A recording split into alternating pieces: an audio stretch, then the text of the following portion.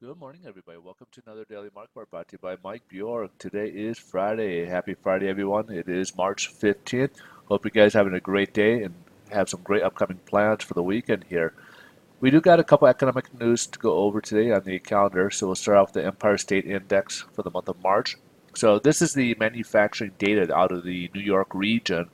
And on the index, we had an 8.8 in February, and it did drop down to 3.7. So it kind of caught them a little bit by surprise. They were expecting the whisper numbers were they were expecting to go up to about 10 instead of coming down a little bit. So it did catch investors a little bit off guard there with this index here.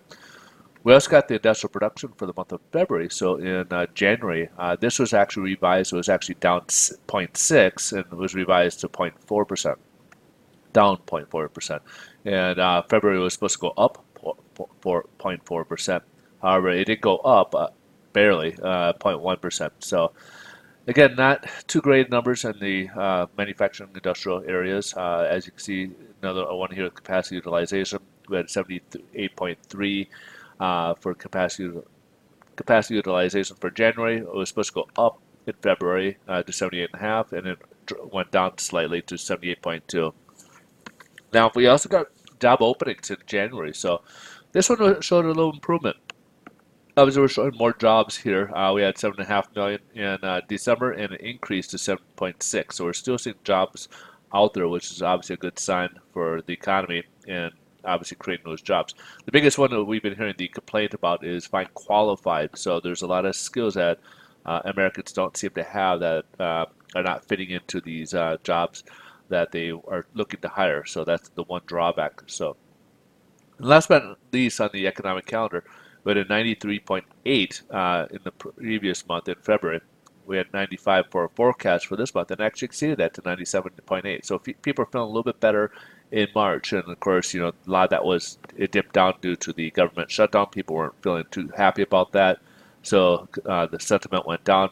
Now we're starting to rise, getting over it and kind of rising along with it. Stock market's down today, or mixed, excuse me. Dow is actually the only one in negative territory. It's not down a lot, it's just down a little bit.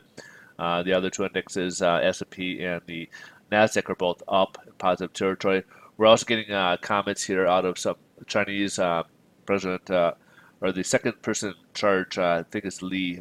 He's the second charge in China. He basically made his comments over there saying that China is dealing in reasonable and very reasonable. He made some comments, I don't know word for word, but it was basically saying that I think they're acting like in good faith. He thinks that there will be a deal between the two that they both can live with. One of the sticking points seems to be that U.S. might be accusing them of uh, hacking into systems here and listening in, and that's one of the things that they're probably accused of. And of course, they're denying it. So, and then we had Neutron said that we're a bit apart, but we're working towards it. So these are some of the comments that are being made.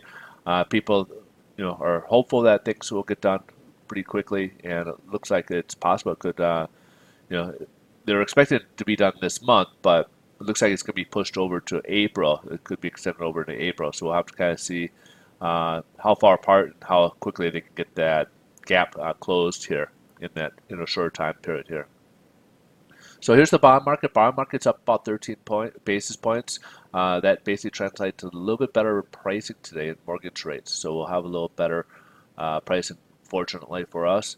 And then yields are dropping quite a bit. We were actually up about 2.62, 2.61 yesterday, and now we're down to about 2.58. So a pretty big drop in terms of the yields here, which is good news for bonds because when the yields are dropping, that's less pressure on them and it allows them to rise further. So when the yields are rising, that's adding pressure to mortgage-backed securities, and it ends up dropping, and of course rates go up. So this is obviously good news. Mortgage rates should be a little bit better this morning. So that pretty much wraps things up. You guys have a great rest of your day. Enjoy your weekend, and thanks so much for watching. And I'll look forward to see you guys on Monday. Bye-bye.